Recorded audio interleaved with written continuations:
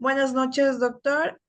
Somos del grupo 9. Como integrantes somos Ángela Barragán, Lisbeth López, Joel Pluas, Carlos Vera y mi persona Paola Zambrano. Bueno, vamos a empezar. Eh, la primera pregunta es, ¿qué es el ius natural? Según Justiniano, el derecho natural es aquel que la naturaleza enseña a todos los seres animados de donde resultan, como por ejemplo la unión de sexos, la procreación, a la crianza y educación de los hijos. En un concepto filosófico y jurídico que se refiere a un conjunto de normas y principios que son inherentes a la naturaleza humana y que son universales, inmutables y accesibles a la razón humana, a diferencia del derecho positivo, que es creado y promulgado por las sociedades y gobiernos. El derecho natural se considera como preexistente y superior a cualquier legislación humana. Bueno, el ius natural. ¿Consideras que en la Constitución del Ecuador se protege este derecho? Bueno, sí se protege este derecho en la Constitución del Ecuador, ya que se han incorporado principios del derecho natural en la cual busca proteger los derechos fundamentales de las personas y de la naturaleza. No obstante, la efectiva realización de estos derechos depende mucho de la capacidad del país para enfrentar desafíos como la corrupción, las desigualdades y los conflictos medioambientales. La segunda pregunta, ¿conocieron el ius natural los juristas clásicos? Bueno, los juristas clásicos se dedicaron principalmente a resolver casos que se les presentaban, analizando con gran conocimiento y demostrando su vasta cultura y criterio jurídico bien fundamentado. Entre sus áreas de enfoque estaba el derecho honorario o pretoriano y el derecho natural. El derecho natural común de todos los animales y basado en la razón natural es inherente a todos los seres humanos, incluidos los esclavos. También tenemos que saber que el derecho honorario o pretoriano es una fuente significativa del derecho en la República Romana, ya que diferencia las fuentes del derecho entre aquellas provenientes del derecho civil. Las constituciones imperiales y la respuesta de los prudentes son los que proceden del derecho pretoriano, que también es conocido como el derecho honorario. El honor al pretor, el funcionario que creaba el edicto, la principal emanación de esta fuente legal. Sigue la compañera. Establecer el concepto o definición de cada una de las instituciones que destacan el derecho romano: familia, matrimonio y sucesión. En el derecho romano, la familia, el matrimonio y la sucesión eran aspectos fundamentales de la organización social y jurídica de la época. La familia en el derecho romano se entendía como un grupo de personas unidas por la autoridad del pater familia, es decir, el padre de familia. La familia era una institución central en la sociedad romana y tenía un papel importante en la organización social, económica, política de la época. El matrimonio era una institución legal y religiosa que establecía la unión entre un hombre y una mujer, con el fin de formar una familia legítima. El matrimonio en Roma principal, la procreación de hijos legítimos que pudieran heredar los padres. La sucesión en el derecho romano se refería a la transmisión de bienes y derechos de una persona fallecida a sus herederos. En Roma, la sucesión se regía por normas y principios específicos que determinaban quiénes tenían derecho a heredar, en qué, en qué proporciones y abajo de qué condiciones. La sucesión podía ser testamentaria cuando el fallecido dejaba un testamento, o intestado cuando no había testamento. Esta era sujeta a una regla estricta que regulaban la distribución de la herencia entre los herederos legítimos.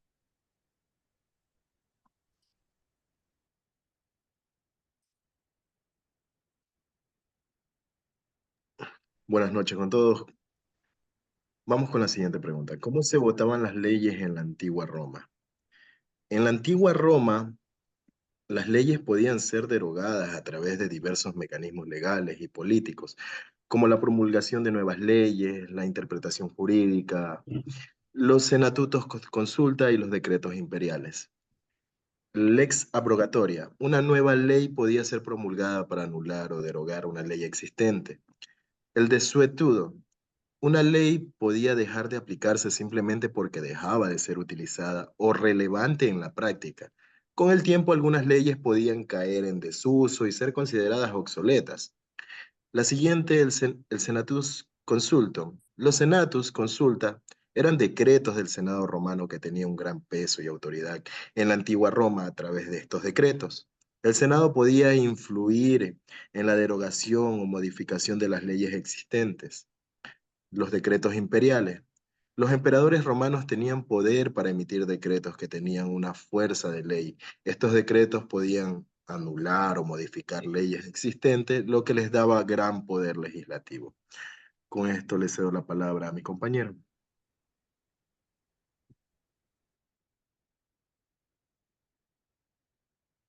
Establecer la diferencia entre el derecho civil, el derecho de gente y el derecho de natural. Pues bien, para poder establecer la diferencia entre los derechos civil, de gente y natural, debemos primero tener en claro los conceptos que definen a cada uno de ellos para después de eso poder nombrar a las diferencias que abren brecha entre ellos. El derecho civil es la rama del derecho que comprende que comprende normas de tipo jurídico que se encargan de regular las relaciones entre las personas o de tipo patrimonial, las cuales pueden ser voluntarias o forzosas, tanto físicas o jurídicas, privadas o públicas. El derecho de gente trata de reglas básicas para el entendimiento aplicable a todas las colonias y provincias romanas, designando la parte del derecho público referido a las relaciones de Roma con estas, los tratados de paz o de alianza y las normas de la guerra, es decir, el equivalente al derecho internacional, aunque no se puede hablar propiamente de tal toda vez que en Roma no se había acuñado el concepto de nación. El derecho natural es una doctrina ética y jurídica que postula la existencia de derechos fundamentados o determinados en la naturaleza humana, propugnando la existencia de un conjunto de derechos universales anteriores, superiores e independientes al derecho escrito, al derecho positivo y el derecho constituido, que llega a dar el fundamento o la obligatoriedad de la norma y la legitimidad del poder. Se denomina isnaturalismo al conjunto de pensadores o de la escuela de pensamiento que se inspiran en el derecho natural. Es decir, la diferencia entre cada uno de ellos es que cada uno vela por los derechos, uno de la colectividad y otro por los individuales, mientras el derecho civil comprende los reglamentos generalizados entre las personas y los bienes patrimoniales. El derecho de gente puede coincidir con el derecho natural.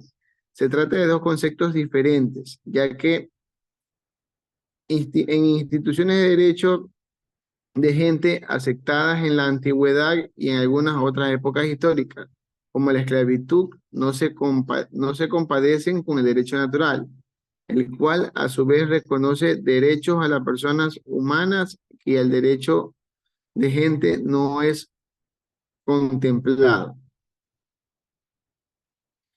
La siguiente diapositiva.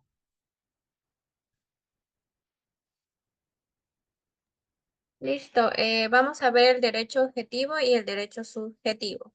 Tenemos que tener en cuenta que el derecho objetivo es un conjunto de normas que regulan el comportamiento humano y que nos permite resolver los múltiples problemas que surgen en las relaciones interpersonales.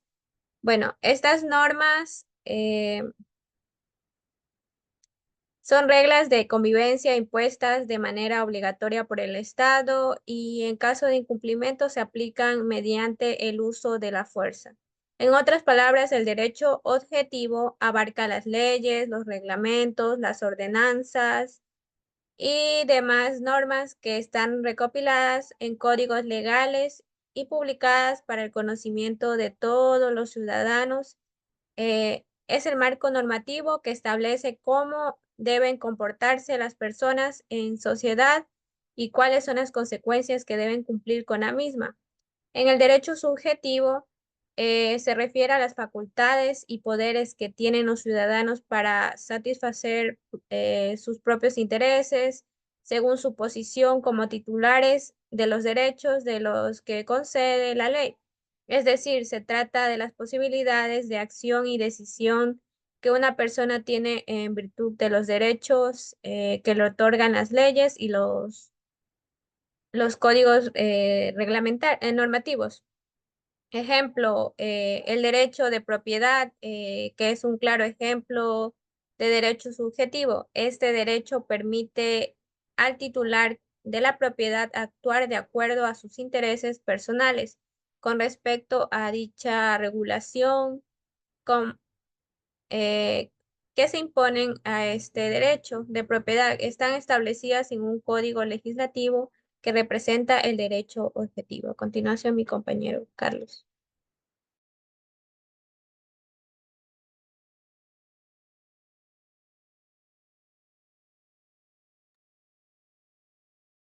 ¿Cómo es conocido el derecho objetivo y por qué?